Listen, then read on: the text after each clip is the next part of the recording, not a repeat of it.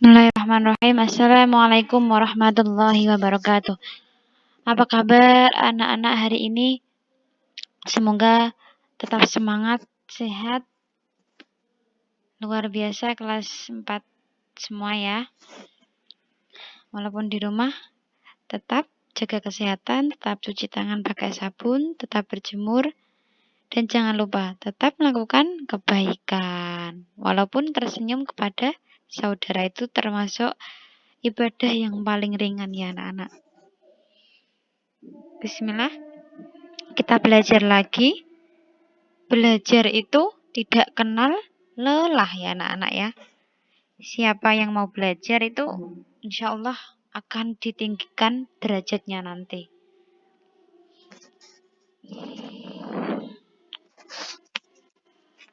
Oke, bisa dibaca ya. Hari ini kita belajar tema 2, subtema 2, muatan bahasa Indonesia.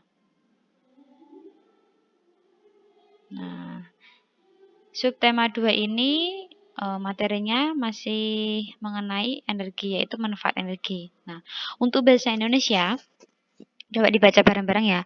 Teks petunjuk. Nah, di sini ada isi. Isi itu arahan untuk melakukan sesuatu. Nah, kalau tujuan itu menjelaskan penggunaan atau pembuatan sesuatu, untuk membuat sesuatu. Itu tujuannya. Nah, kalimat yang digunakan apa? Kalimat yang digunakan itu menunjukkan kalimat perintah. Nah, hal-hal yang perlu diperhatikan dalam membuat teks petunjuk yang pertama yaitu cara atau petunjuk disajikan berurutan. Nah, harus berurutan urut gitu ya. Nggak boleh dijelong-jelong ya. Nah, yang kedua, bahasa yang digunakan itu harus jelas dan mudah dipahami.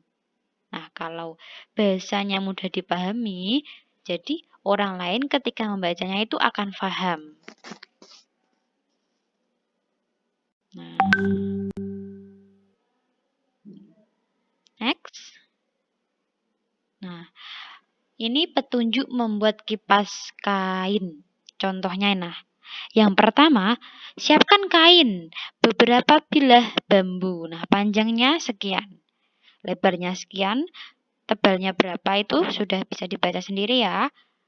Nah, yang kedua, setelah sudah disiapkan kainnya, bambunya, dan lain sebagainya. Nah, langkah yang kedua, petunjuknya yaitu lubangilah semua bilah bambu di salah satu ujungnya. Nah, harus berhati-hati ya.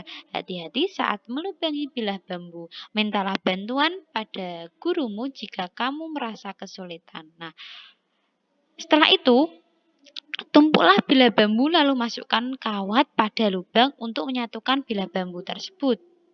Rentangkan bilah-bilah bambu di atas kain. Gambarlah pola kipas pada kain sesuai dengan lebar bilah bambu yang telah direntangkan. Nah, kemudian guntinglah kain sesuai polanya, diletakkan kain.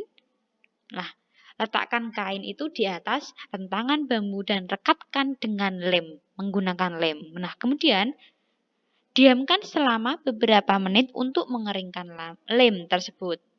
Selanjutnya, kipas kain buatanmu siap digunakan ya. Itu contohnya untuk membuat petunjuk membuat kipas kain. Misal petunjuk membuat mie goreng. Nah, kira-kira bisa nggak anak-anak buat seperti itu? Jadi step by step, langkah-langkahnya ditulis itu secara berurutan. Banyak contohnya ya. Misal anak-anak mau petunjuk membuat es jus. Petunjuk membuat layang-layang. Petunjuk membuat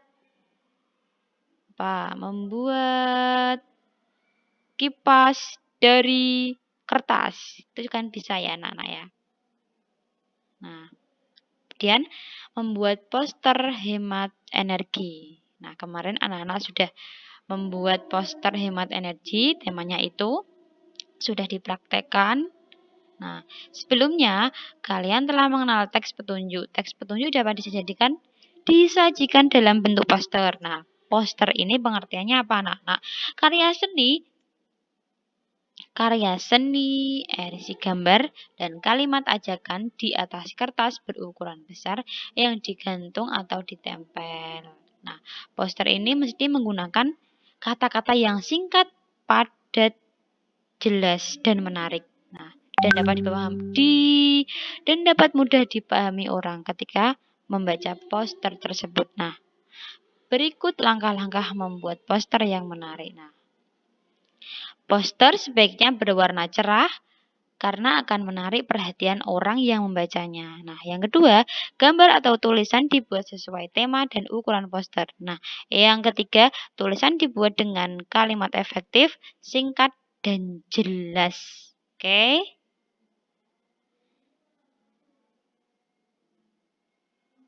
Nah, setelah anak-anak sudah bisa membuat poster itu, kita belajar mengkampanyekan isi poster tersebut. Nah, poster dapat disampaikan kepada orang-orang sekitar atau disebut dengan kampanye. Nah, cara mengkampanyekan isi poster itu yang pertama, kita harus bisa memahami isi poster yang telah kita tulis tadi. Harus dipahami kira-kira isinya suruh ngapain, isinya kita mengajak apa, gitu. Kalau anak-anak kemarin membuat poster tentang hemat energi, berarti mengajak masyarakat untuk menghemat energi dengan cara apa? Dengan cara macam-macam. Bisa menggunakan air secukupnya, mematikan keran mematikan keran ketika sudah tidak digunakan lagi dan banyak lagi. Nah, yang kedua, bicaralah isi poster dengan jelas dan efektif. Nah, jadi saat mengkampanyekan anak-anak harus bisa